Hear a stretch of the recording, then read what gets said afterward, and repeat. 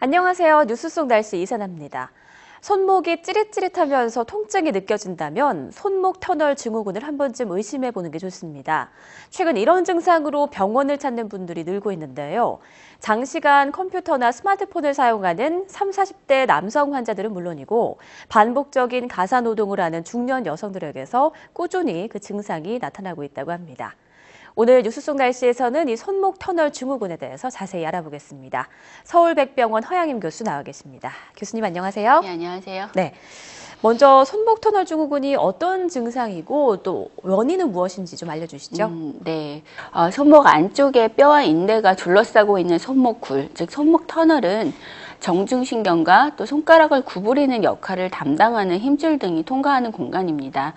여러 가지 원인으로 이 손목굴이 눌리게 되고 이로 인해 정중신경이 압박이 되면 그 결과로 손이 저리는 증상과 통증을 경험할 수 있는데요. 이러한 증상을 손목터널 증후군이라고 합니다. 특징적인 증상은 손목 통증과 함께 정중신경의 지배 부위인 엄지, 검지 및 중지, 그리고 손바닥 부위의 저림 증상이 밤에 심해지는 것이 특징입니다. 간혹 이 정중신경의 압박이 심한 경우에는 이런 저림이나 감각 저하를 넘어서서 엄지 근육의 쇠약 및 위축이 나타나기도 합니다. 한 1, 2분 정도 손목을 굽히고 있을 때 해당 부위에 저림이 유발되기도 하고 또 손목 부위를 두드릴 때 동일한 증상이 생기기도 합니다. 또 손목굴 내 이런 압력을 증가시키는 원인은 아직까지 명확하진 않지만 이제 연구 결과들을 보면 손을 많이 사용하는 사람들에게서 이러한 손목 터널 증후군이 많이 발생한다고 하지만 아직 이제 연구 방법에 따라 좀 차이는 있습니다. 장시간 손목을 굽히거나 젖히고 일하는 자세, 또 추운 환경에서 손을 사용하는 것, 또 지속적인 손에 가해지는 진동 자극이나 장시간의 컴퓨터 사용이 이러한 손목 터널 증후군의 위험 요인이라는 연구 결과들도 있습니다. 또 이 밖에도 비만이나 여성, 또 임산부, 또 당뇨나 류마티스 관절염이 있는 분들, 또 갑상선 기능 저하증 등의 이런 전신질환이 있는 사람에서 더 흔하게 발병하는 것으로 알려져 있습니다.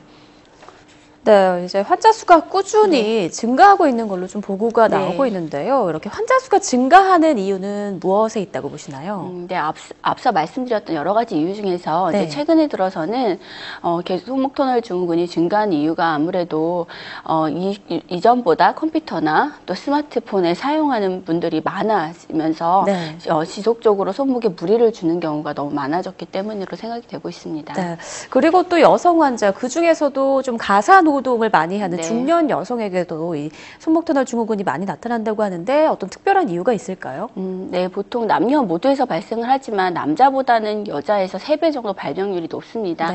그 이유는 아무래도 설거지나 걸레질, 손빨래 같은 집안일로 인해서 손목에 무리가 가는 것도 원인이 될 수가 있겠지만 사실 주요 원인은 폐경으로 인한 여성의 호르몬 변화 때문에 특히 45세 이상의 중년 여성에서 많이 생기고 있습니다. 네, 맞아요. 어머니들 보면 손목이 저린다 라고 자주 말씀을 하시던데 그럼 이 손목 터널 증후군으로 병원을 찾게 되면 어떤 치료를 받게 되는 건가요?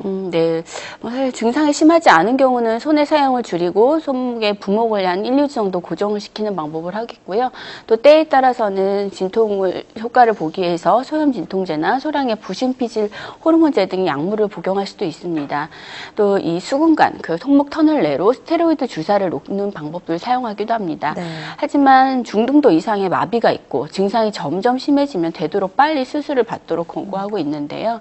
보통 수술은 손목 부위를 한 2cm 정도 절개해서 이 정중신경을 압박하는 횡수근 인대라고 하는 구조물을 열어줘서 그 내부의 압력을 감압시켜주는 형식으로 진행이 되겠습니다. 네, 말씀을 들어보니까 이제 손목 터널 증후군은 손목을 좀 과다하게 많이 사용해서 걸리는 질환인 것 같은데요. 그렇다면 또 장시간 좀 안정을 취한다든지 하면 좀 자연 치유가 가능한 건가요? 네, 그렇습니다. 대개 손을 사용하는 작업을 하지 않고 또 충분히 휴식을 취하면 증상은 자연적으로 좋아집니다. 하지만 보통 초기에 증상이 미약해서 환자가 참는 경우가 많아서 엄지를 움직이는 근육 등의 위축이 상당히 진행돼서 운동기능 장애까지 나타나 손의 사용에 불편함을 느낀 후에야 병원에 오는 경우가 많습니다. 보통 발병 초기에는 비운동을 통한 치유 효과를 볼 수가 있는데 예를 들면 간단한 손목 스트레칭과 주먹을 쥐었다 펴는 동작도 도움이 되겠습니다. 또 손목 터널 증후군은 평소 손목을 무리하게 사용해서 생긴 병증이기 때문에 손목에 충분한 휴식이 필요하겠고요. 휴식을 위해서 압박 붕대나 부목 등을 이용해서 고정시켜서 손목 사용을 자제할 필요도 있습니다. 네, 갑자기 궁금해지는 게 한쪽 손목에 이제 통증이 시작되면 다른 손목에도 그 통증이 좀 옮겨갈 수도 있는 건가요? 꼭 그렇지만은 않습니다. 사실 수근관 증후군 위험 요인이 있더라도 동시에 양쪽 손을 과다하게 사용하지만 않는다면 다른 쪽 손목도 따라서 증상이 생기지는 않습니다. 네. 네. 자, 무엇보다 좀 예방이 중요한 질환인 네. 것 같은데요. 일상생활 속에서 좀 할 수 있는 예방법이 있다면 알려주시죠. 아직까지 수근관 증후군을 예방하기 위한 뚜렷한 예방수칙이나 권고되는 기준이 있지는 않지만 네. 이제 여러 가지 위험 요인들을 피하는 게 방법이겠죠. 컴퓨터 사용처럼 손목이 지속적이고 반복적인 동작들이 증상을 악화시킬 수 있기 때문에 가급적 피하는 것이 좋습니다. 또 손목 터널 증후군은 손목 터널이 압박을 받아서 나타나는 증상이기 때문에 손목이 구부려진 상태로 장시간 있지 않도록 해야 되며 바른 자세를 유지하는 것이 가장 중요하겠는데요. 자세히 말씀드리면 컴퓨터 작업을 할 경우에는 손목과 키보드의 높이를 비슷하게 맞춰서 손목에 각이 생기지 않도록 하는 게 좋고 또 마우스의 과도한 사용을 자제해야겠습니다. 또 손목을 구부리고 펴는 운동이 필요하겠고요. 생각날 때마다 이런 운동을 지속할 필요가 있습니다. 네. 중년들뿐 아니라 이제 모바일 기기를 많이 사용하는 청소년들도 좀 미리미리 주의를 하는 게 좋을 것 같네요. 네. 네, 오늘 말씀 고맙습니다. 네, 감사합니다. 최근 컴퓨터와 스마트폰의 사용 빈도가 늘면서 우리의 손목 건강도 관절 질환에 노출될 확률이 높아지고 있습니다. 예전에 손목 통증이 40, 50대 주부에게 많이 나타났던 것과는 많이 다른 양상인데요. 시시때때로 손목을 풀어주는 스트레칭, 그리고 휴식을 취해주는 습관이 손목 관절 건강에 도움이 된다고 하니까요. 오늘 전해드린 내용 참고하셔서 관절 질환으로 고생하지 않도록 미리 예방하시기 바랍니다. 뉴스 속 날씨 오늘 준비한 내용은 여기까지입니다. 시청해주신 여러분 고맙습니다.